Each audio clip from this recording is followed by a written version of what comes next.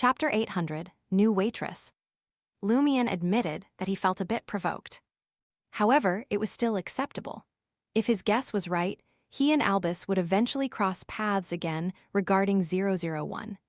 It was better for the abscessed hand's head to be in Albus's possession than lost or hidden by some unknown person.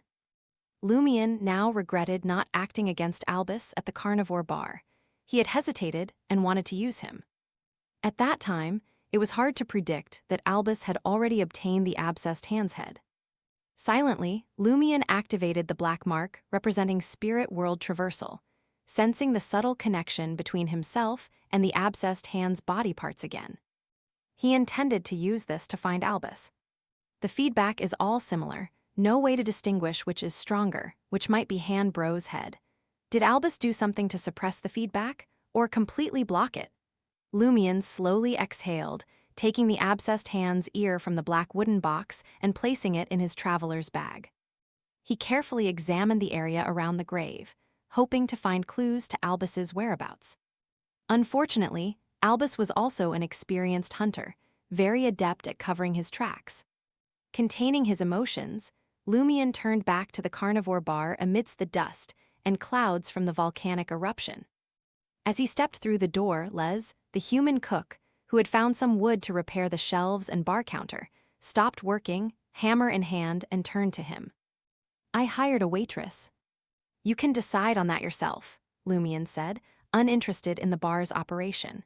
He only cared about getting 3 meals and free lodging under the guise of being the boss. Les ever diligent added, "You know her, Julie, who came in with us."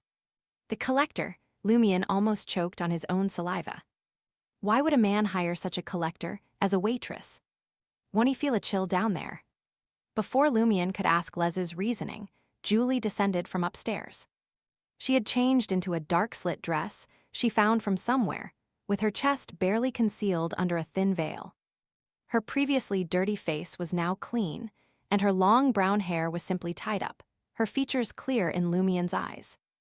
Despite having been around 2 demonesses for a long time, Lumion found himself impressed.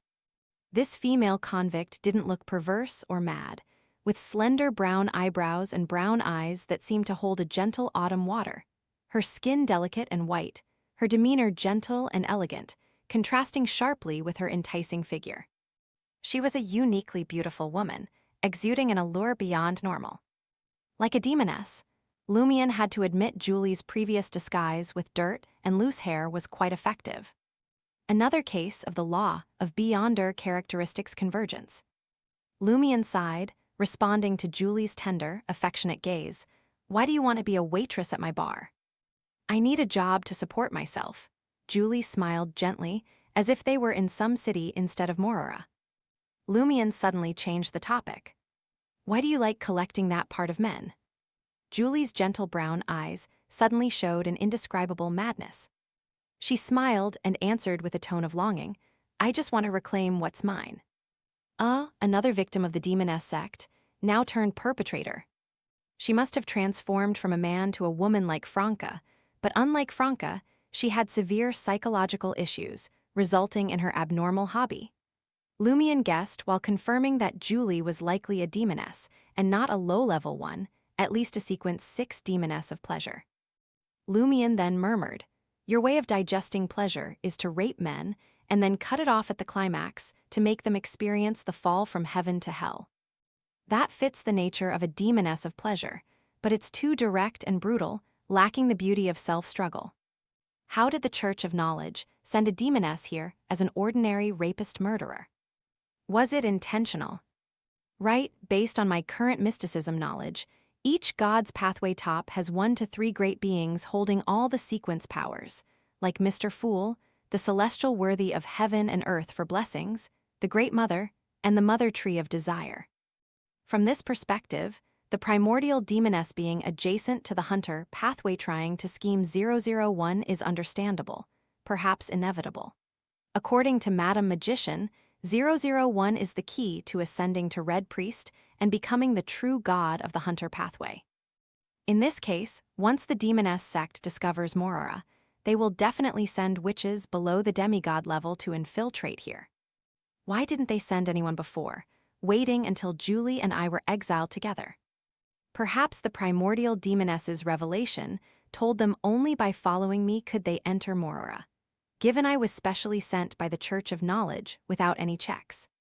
No, more likely, Julie isn't the first or even the second demoness to infiltrate Morora.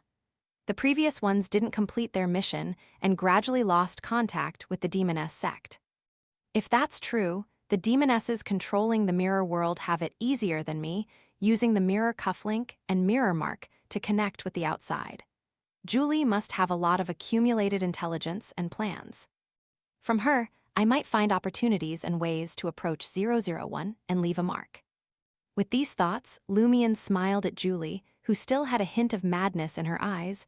I don't care what you want to reclaim or why, but since you chose to be my bar's waitress, you must follow my rules. First, no harassing customers during business hours. Julie looked a bit aggrieved, but her eyes shone brightly, full of anticipation. What if they harass me? Les will throw them out. If they dare fight back, Les knows how to cook them and will leave you the parts you want, Lumion said casually. Or you can wait until the bar closes and find them yourself. Julie licked her lips. What's the second rule? No harassing the boss. Lumion headed for the stairs to the second floor. Les will discuss your pay. Julie seemed slightly disappointed. I wanted to see if what I lost is with you. Before Lumion could respond, she asked again, is it harassment if I invite you to view my collection? Not interested, Lumion replied curtly. He confirmed Julie's crimes weren't intentional to get exiled to Morora. She had a genuine hobby, looking gentle and beautiful but twisted and mad inside. After dark, Julie finished Les's meticulously prepared dinner and praised it. I've decided to seduce you last. Her seduction was lethal. Les seemed a bit disappointed but sincerely asked, if you're ever killed, can I have your body? Sure, Julie agreed nonchalantly, her movements graceful and smile reserved. She then looked at Lumion, blinking. Boss, the bar hasn't reopened. Can I go out tonight? That's your freedom. Lumion drank some wheat ale to suppress the sudden restlessness inside him. He was now sure Julie was a demoness of affliction, having just used charm on him. If she approached again, he planned to cull her without mercy. Only by intimidating this demoness of affliction with strength and ferocity could he keep her in check. Julie wiped her mouth with a white napkin, stood up, and left the carnivore bar. After a few seconds, Lumion vanished from the table. He first teleported, then turned into a shadow creature, silently following Julie. Julie walked elegantly, approaching a square where exiles gathered, feigning drunkenness. The exiles couldn't take their eyes off this demoness. A muscular man eagerly approached and chatted with Julie. Julie drunkenly waggled her finger. I want to duel you. Sure, the man said joyfully, helping Julie leave for his home. The other exiles didn't react in time, losing sight of the two. Lumion didn't lose track, hiding outside the man's window. He heard Julie's kitten-like moans, unlike the rough madness he imagined.